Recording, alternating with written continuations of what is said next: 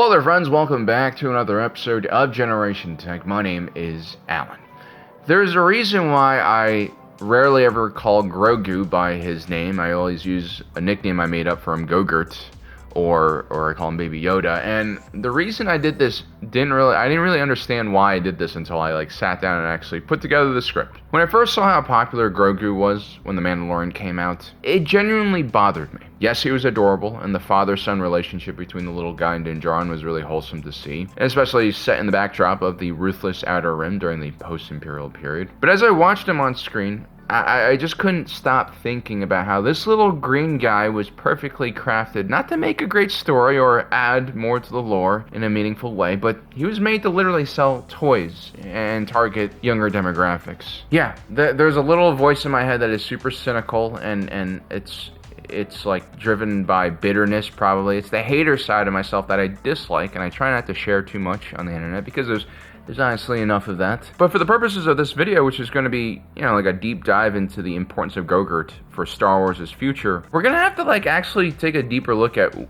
why this character was created and how it really fits, I think, not only the Star Wars agenda, but the Disney agenda. Star Wars is a franchise known for pioneering many things, especially when it comes to movie making techniques and special effects. But George Lucas should also be remembered for revolutionizing film merchandising. While the filmmaker was known for his interest in anthropology and human psychology and myths, we oftentimes forget that he was probably one of the most successful independent filmmakers in the history of cinema. His most brilliant financial move was actually taking a $500,000 pay cut from 20th Century Fox when he made the first Star Wars film, in exchange for merchandising rights for all of Star Wars, something that the studio thought was worthless but regretted almost immediately. During the 1977 holiday season, toy manufacturer Kenner was so overwhelmed by demand for Star Wars toys that they had to sell empty boxes with IOUs for figures that, could be redeemed at a later time for the actual thing. And 5 decades later, Star Wars has generated over $50 billion in merchandising revenue. This is an unavoidable fact that all Star Wars fans must understand about our beloved franchise. This IP was designed partially to rake in a lot of money from merchandising, right? There are actually specific characters that are designed for merchandising. And this isn't me critiquing the greed of capitalism. I don't actually think George Lucas is a very problematic billionaire as far as billionaires go. Making movies is an extremely risky and oftentimes unprofitable venture. And it requires either massive outside funding, which can take away from the creativity and vision of the actual filmmaker, or in George's case, you can just create a massive war chest so that you are free to do whatever you want. Some people get rich just for the status, right? It's about filling some kind of emptiness they feel inside of them. They buy big brands, they buy the cars that look fancy, they get a Rolex. A lot of these people are doing things not for themselves, but for how other people perceive them. And so in a lot of ways, these people, even when they get rich and famous, they'll continue being competitive. They'll never find that inner happiness because it doesn't come from material things. It comes from self-acceptance. Like Maul in that tunnel, right? Then we have guys like George Lucas who view money as what it actually is. It's freedom. Large sums of money give you the ability to do whatever you want. And to George Lucas's credit, he became one of the most financially successful filmmakers in history by not spamming content or focusing on just one thing like merchandising. George legitimately pioneered many different technologies that would become essential for modern day cinema making. He also invested huge amounts of money early on in digital filmmaking and visual effects. The legendary animation studio Pixar actually originated inside the Lucasfilm in the late 70s when George created a computer division that focused on what was possible in digital creation. And of course we have Industrial Light and Magic, which George Lucas created. It's probably the most important visual effects studio house in cinema making history. Most people, when they get that rich, they just hide their money away in boring, safe assets that slowly appreciate. Most people don't gamble on making movies or crazy technology that didn't exist because they're passionate about things. And in a capitalist society where you can concentrate wealth like this is what you're supposed to do with it, not just hoard it and build more wealth, in my opinion. You could also use it for philanthropy. But yeah, George used his wealth to fuel the development of an entire industry. He truly was a unique creator and an entrepreneur, a businessman, a technologist, and a grand storyteller. And so in every Star Wars trilogy, we have these epic tales, these immersive worlds, but also stuff that clearly is designed to target children and younger fans and, designed to create merchandising opportunities, such as the duality of Star Wars. We have moments that inspire a generation of fans to be bigger and better versions of themselves, and then we have like the Ewoks in Return of the Jedi. They're actually hated by a lot of original trilogy fans, especially the ones who thoroughly enjoyed the more serious tones of Empire. Those fans who were still around by the prequels were even more pissed off when Jar Jar Binks was introduced to the audience. Although we did get this really cool toy as a result of the creation of this character. Just think about it for a second. An entire room of serious professionals actually greenlit this thing. Interestingly enough, Jar Jar Binks was one of the first CG characters to be featured in a major blockbuster in this way, and his appearance would again pioneer technology and pave the way for much better received CGI characters like Gollum in Lord of the Rings. And of course, Baby Gogurt, who is actually more of a puppet, but he is kind of enhanced with CGI. Now the funny thing is, the Ewoks and Jar Jar Binks, they were really never a big hit amongst the kids, right? It was the action figures of the main characters that really became popular, or the stormtroopers, Then we had the model of the starships and the walkers, and then when that Danish money printing company known as Lego got involved, Star Wars merchandising became untouchable. I mean, heck, all of you super Star Wars fans know that, if you really want to know what's going to happen in the next TV show or next movie, you just got to buy the Lego kits of that show, because they basically are handed storyboards and leaked story elements before anyone else, so that they can create those toys. And so yeah, merchandising is an extremely important part to Star Wars, and let's be honest, this is one of the main reasons why Disney was so excited to buy the franchise. It's a very powerful IP to add to Disney's already impressive list of content. And maybe Gogurt might be one of the most powerful pieces of merchandising that Star Wars has ever created. And I saw this happen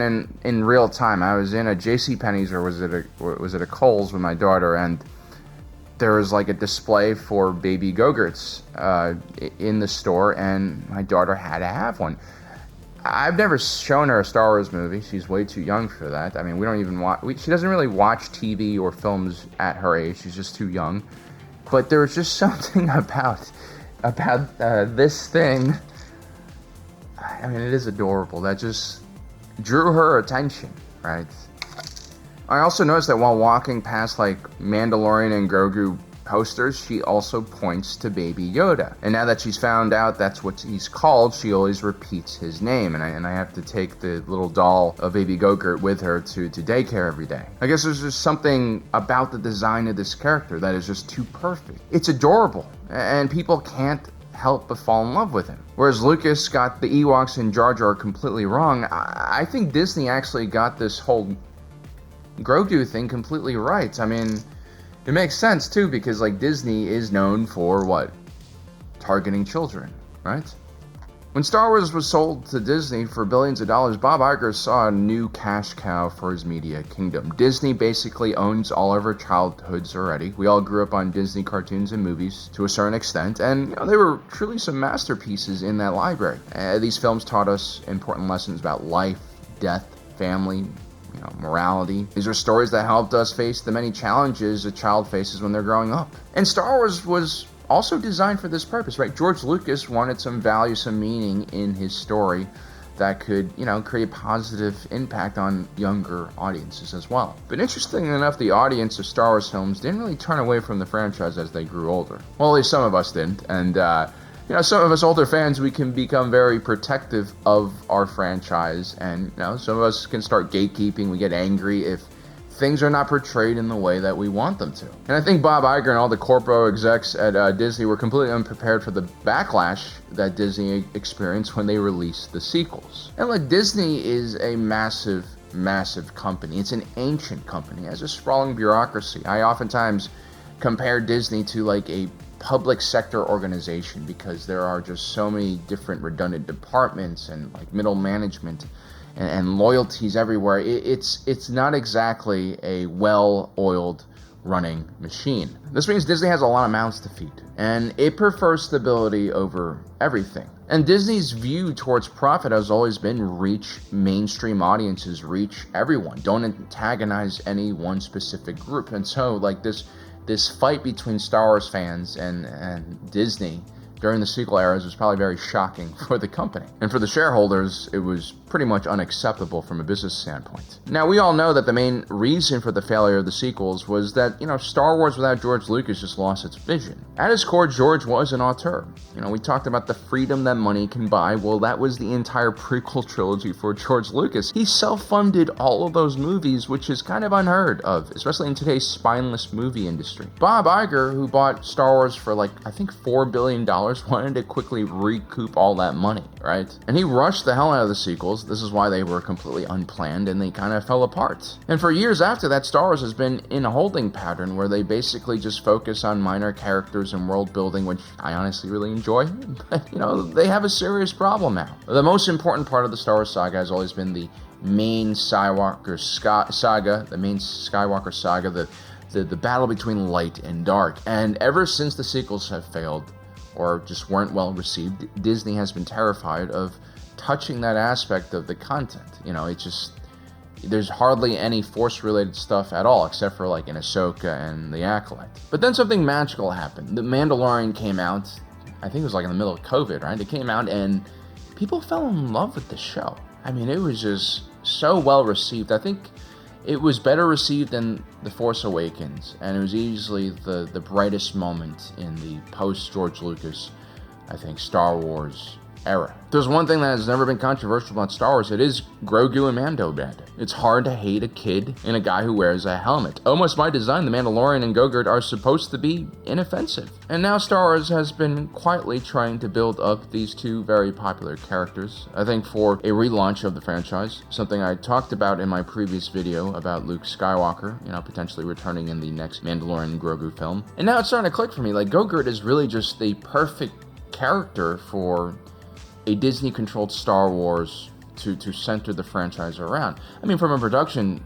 point of view, first, these two guys are the perfect duo, right? They cost you very little money because Din Djarin is wearing a helmet most of the time. And actually, Pedro Pascal, who is a very expensive actor to hire with a busy schedule, is rarely the person we see on screen in the show. We hear his voice, he does the ADR for Mando Dad, and occasionally when he defies his own religion and takes his helmet off, that is him. But for most of the film, it's Brendan Wayne, the grandson of John Wayne, who is the body actor. And then occasionally we have Lateef Crowder dos Santos, who does all of the stunts and fighting. And then we have Baby Yoda here, who's an advanced mechanical puppet. And you don't really have to hire anyone to portray him either. And so this creates two characters who can basically be played by anyone. And better yet, these are two characters that are not really limited by the actors portraying them aging, which of course was a problem with the sequels. Not only were Harrison Ford and Mark Hamill already too old to be doing action sequences comfortably, Carrie Fisher tragically died before the last film in the sequels, where her character, Princess General Sandra Leia, would have probably been featured very prominently.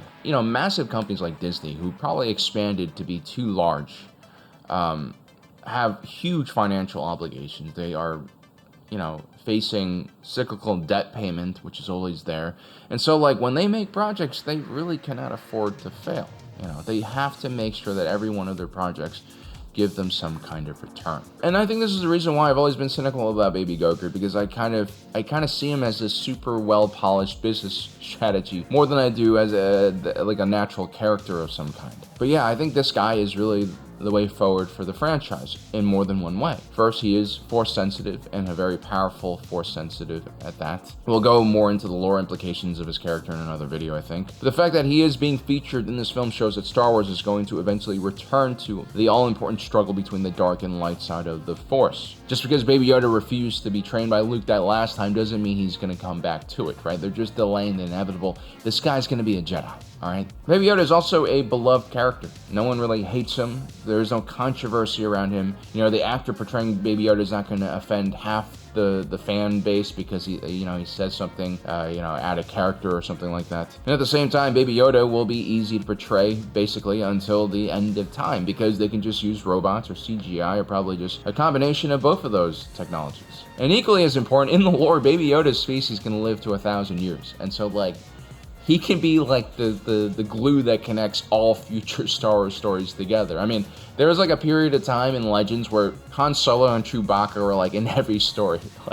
Like, the only way you knew you were reading a Star Wars novel would be that, oh, Han Solo appears with the Millennium Falcon, just randomly in a scene. Also, if Baby Yoda can live 1,000 years, that also means the sequels don't need to be retconned, which is what I keep hearing all the time, because I guess the sequels did, make some pretty strong decisions. But, Baby Yoda will be alive much longer than any of these characters we've seen in the sequels. Poe, Rey, Finn, they're all gonna fade from galactic history before, Yoda's even a teenager, or Baby Yoda's even a teenager. Maybe during the sequels, Baby Yoda's in exile because he's off saving the galaxy. I don't know, maybe he's riding space whales, but we could just have him come back much later on and reestablish the Jedi Order. That's always a possibility. The idea that the Jedi will just die with Luke was always kind of absurd, right? I mean, maybe Rey didn't receive that much training. She did save some books, but other people are around as well. Ahsoka is still around, and so are dozens of other survivors of Order 66. It's a lot harder to kill an idea and teachings of an organization than the individual members. And so yeah, Baby Yoda, from a lore perspective, from a marketing perspective, from just a franchise perspective, ticks all the box that a large media company like Disney would want. And that, again, is the problem, right? Everything is almost too perfect. When you have too much money involved and the company's too large, you have to make every decision by committee. It's not just one crazy billionaire making all the decisions himself, which again is what the prequels were. But yeah, Gogurt might be like a corporate abomination, but he also might become like the Mickey Mouse of Star Wars. He already is far larger than any other character outside of the Skywalker saga, and one could argue that when the Mandalorian TV show first came out, he was a cultural phenomenon. Even my friends who weren't Star Wars fans were obsessed and constantly talking to me about the little guy. I guess we'll see in a few days, in a few weeks, just how popular Baby Gogurt still is. Have they waited too long to make this movie? I don't know. I think they're probably going to release a lot of interesting information. This might be just the beginning of a new era. Who knows? Let me know in the comment section below what you guys think. Also, don't forget to subscribe and hit that notification button down below so you don't miss out on the rest of our awesome content. As usual, my name is Alan, reminding you that my allegiance is to the Republic, to democracy. I'll see you next time.